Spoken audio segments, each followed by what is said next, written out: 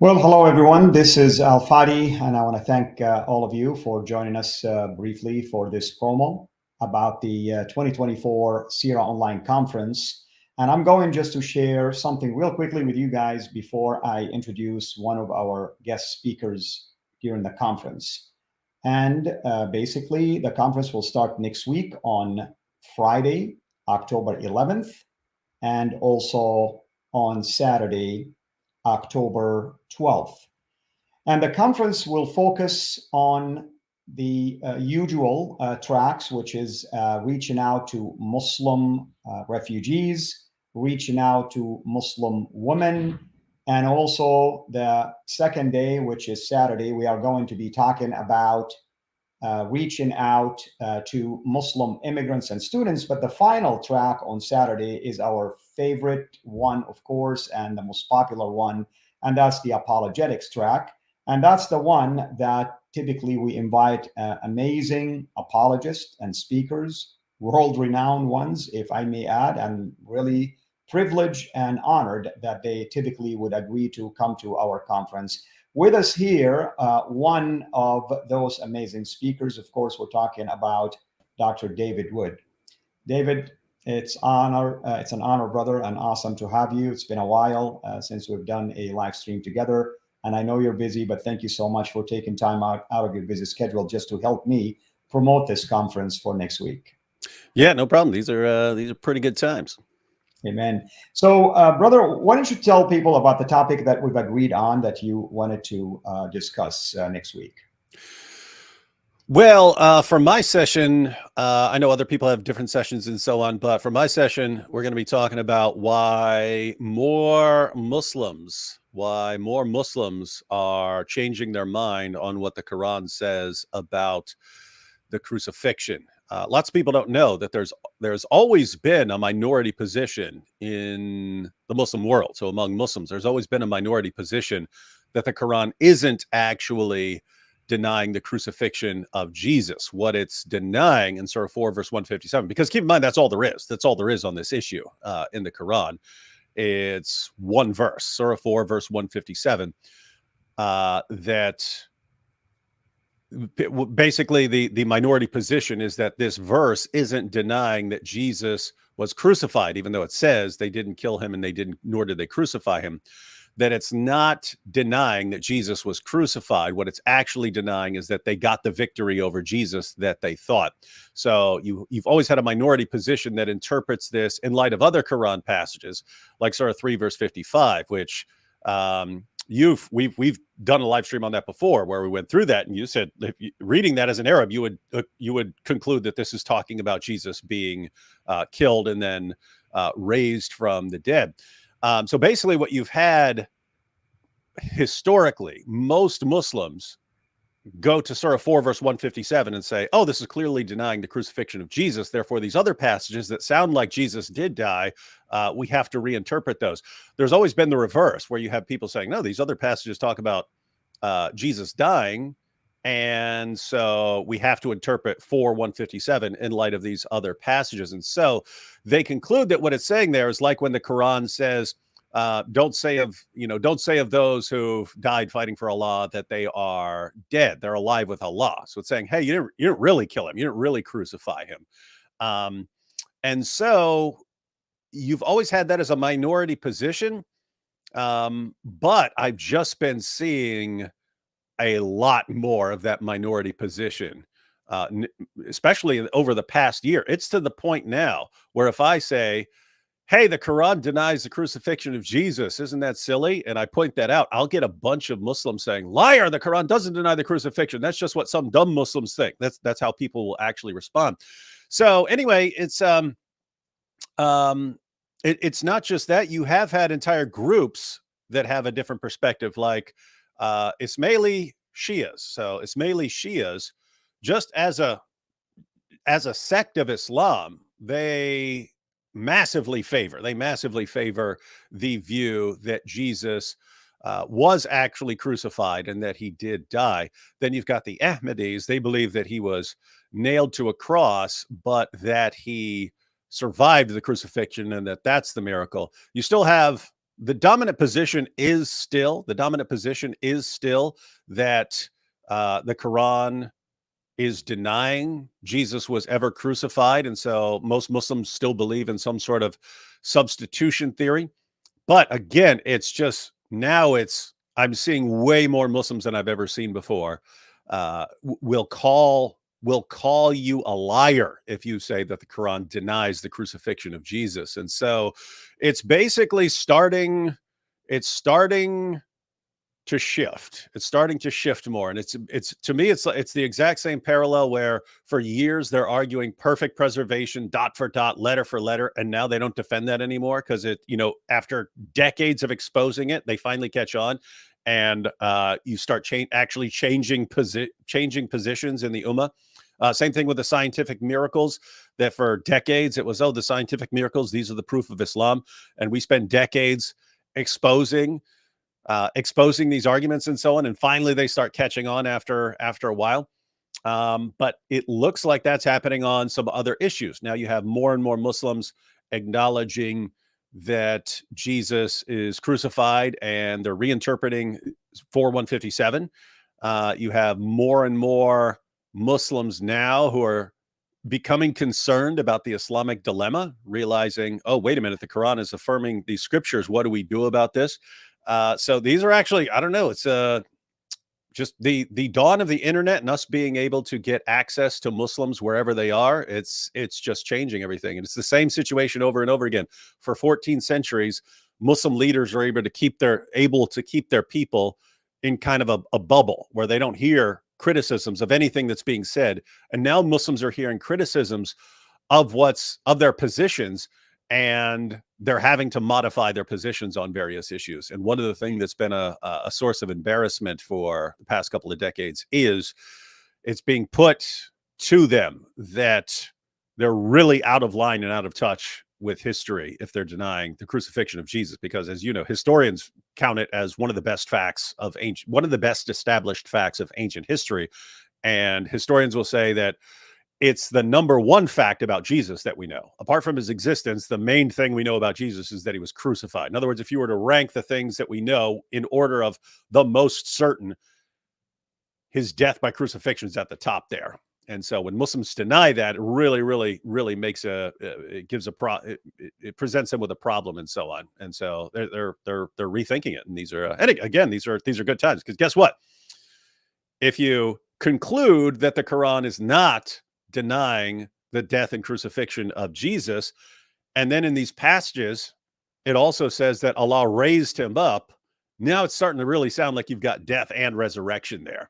And so if we can get them to get their minds around this issue and to realize that Jesus was crucified, that he did rise from the dead, all we've got left basically is convince them that he's Lord. So again, that's why I said these are good times.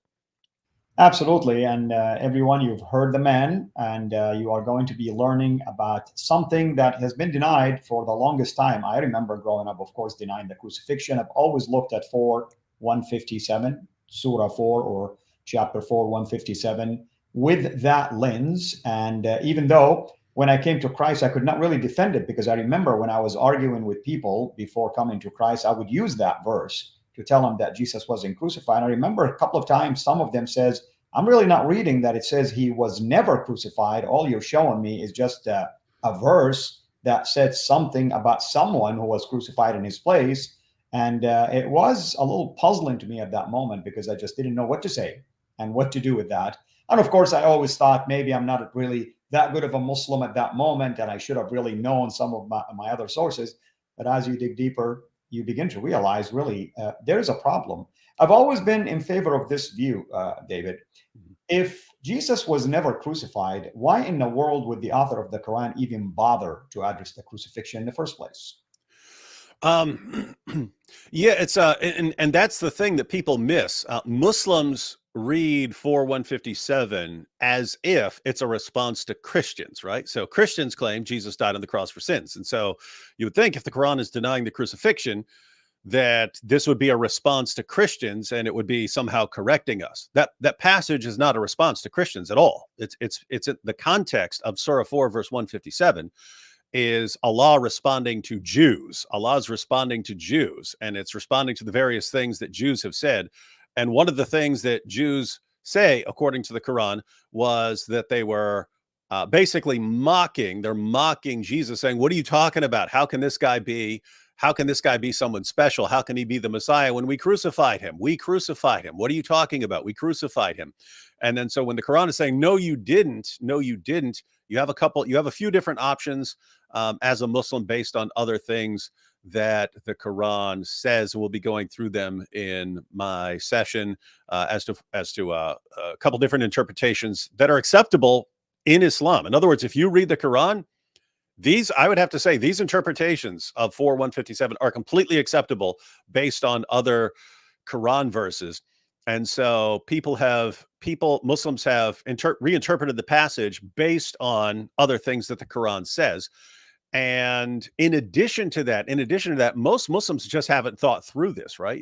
In your mind as a Muslim, the way you're brought up, you're presented with this. It's, oh, look at the Christian view. The Christian view is that Jesus, this amazing, miracle-working, sinless person, was crucified. He was crucified. But why would God allow that?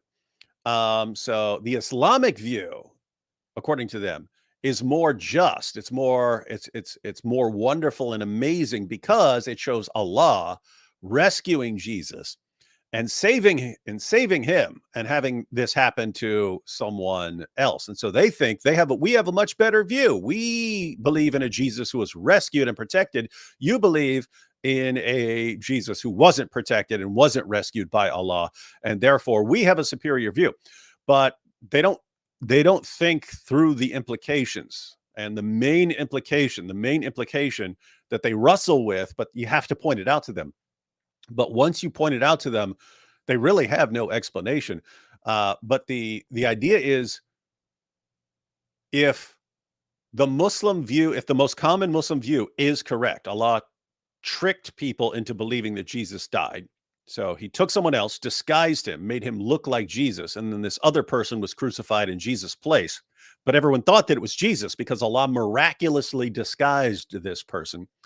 If that view is correct, then we have to wonder, where did literally billions of people get the idea that Jesus died by crucifixion? Where did literally billions of people, not just Christians, billions of people believe that Jesus died by crucifixion? Most Muslims believe Jesus didn't die by crucifixion.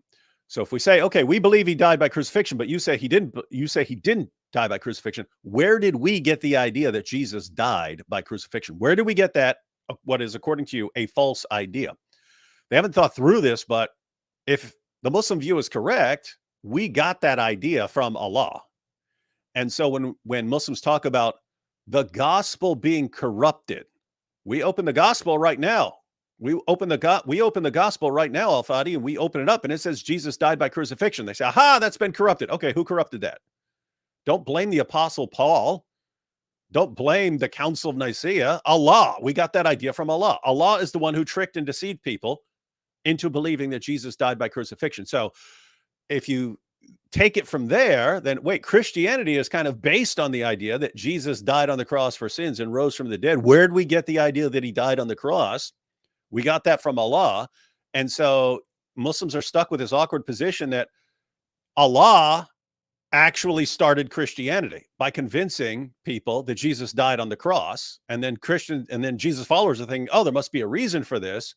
Oh, it's for our sins, something like that. You'd have to think that that's how we got that idea. Where'd we get that, though? That we got that from Allah. So don't blame the Apostle Paul for corrupting the Bible. Don't blame the Council of Nicaea. Blame Allah for corrupting the gospel of Jesus. And so they haven't thought through those things, but because we have so many Christians responding to it now, you have more and more Muslims. And I've experienced this a lot of times when Muslims say, we have a better view because you believe Jesus, the innocent guy, was crucified and treated horribly and Allah didn't protect him. What an awful view. We have a better view. Allah rescued him and protected him, and then someone else was crucified. See, this is a better view. And then you ask, okay, so wait, Allah's the one who corrupted the gospel? So we got the false idea that Jesus died by crucifixion from Allah? Even Jesus' followers, we know historically, came to believe that he died by crucifixion. And so where did Jesus' followers get that idea? Allah tricked them, but according to the Quran, Jesus' followers were devout Muslims. So wait a minute now.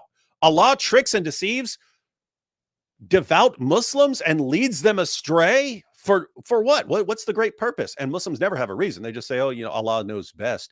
And so you bring all these issues up. You bring up the historical evidence for the crucifixion. You point out that they're actually blaming Allah for deliberately deceiving literally billions of people and starting a false religion in the process. And you put all these things together. And then the remaining factor, again, is, of course, you have what the Quran says. But in addition to that, you have the problem in the commentaries, in the Muslim commentaries, where you can go to 10 different Muslim commentaries and they'll give you 10 completely different explanations of what happened there, of what happened in the crucifixion. You'll have ones that say, no, Judas was crucified. You'll say, no, that it was a soldier who was crucified. You'll have passages that say that it was one of Jesus' followers who was crucified in his place and that he was a volunteer and so on. And it becomes clear if you can read 10 different commentaries and they give 10 different explanations and they're giving names and so on, and it just doesn't line up.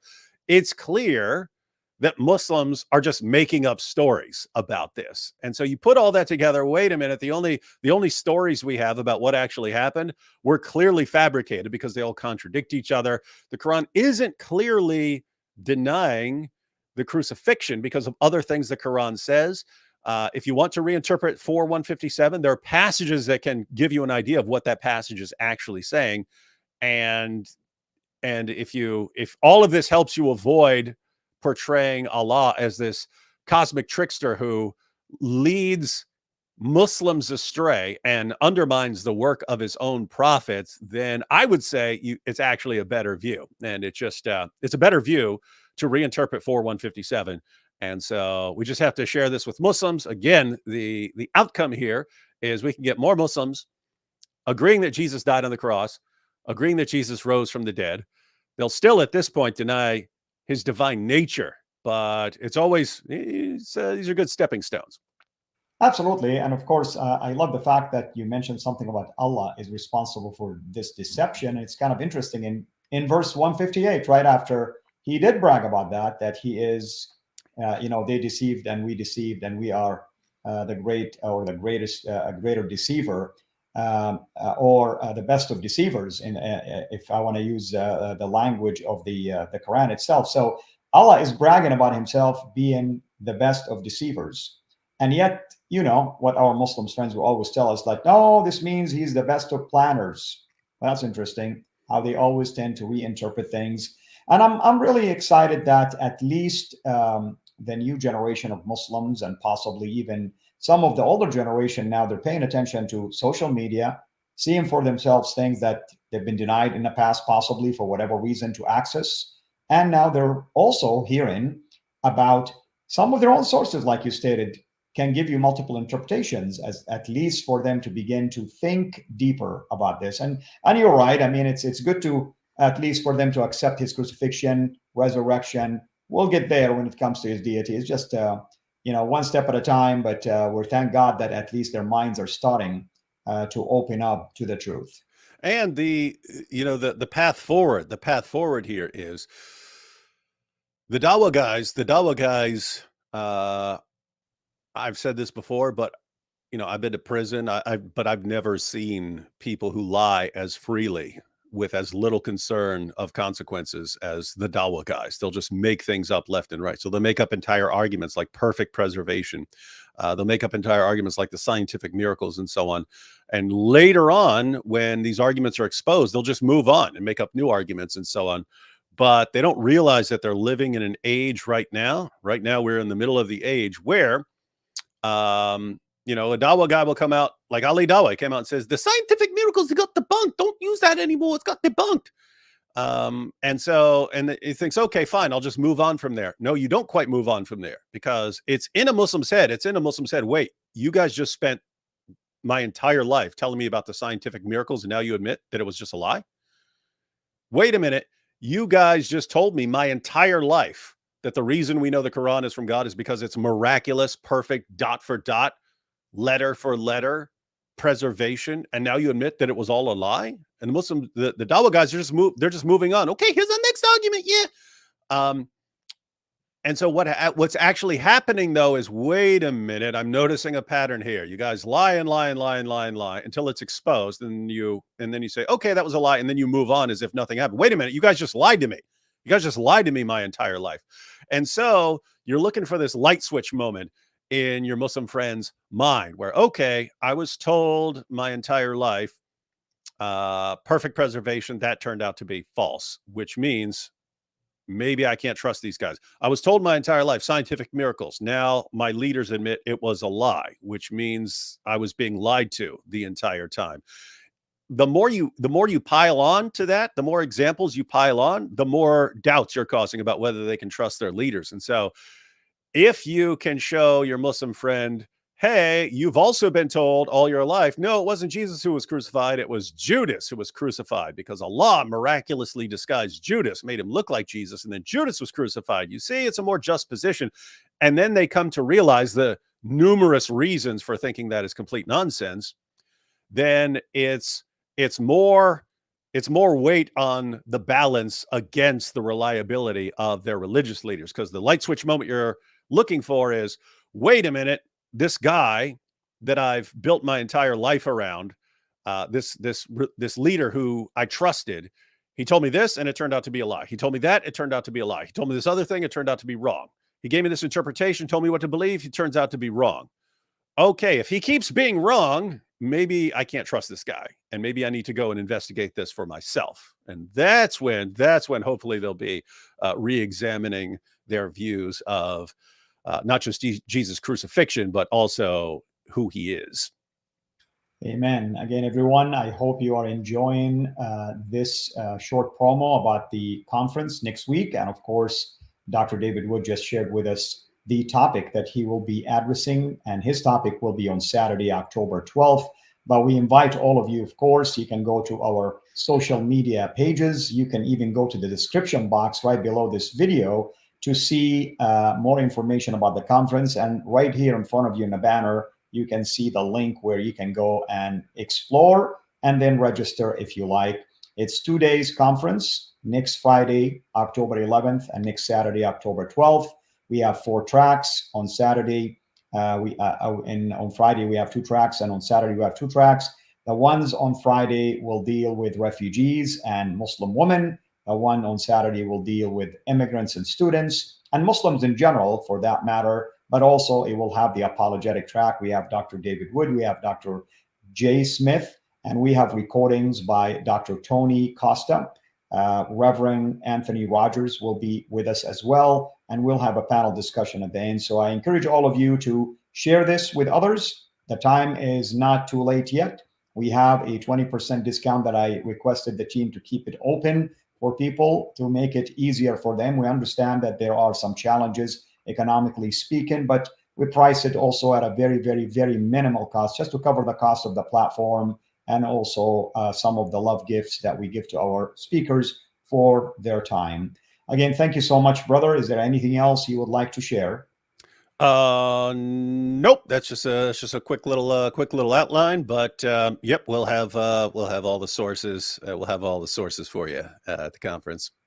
Very good. Thank you so much. And hopefully you and I can actually do a video series on this particular thing, because it will be interesting to have it somewhere where people can refer to it and begin to use it. Like you said, the point is to use it with our Muslim friends and help them begin to unlock their mindset that has been basically programmed to believe one way, and now they have to really change their way of thinking.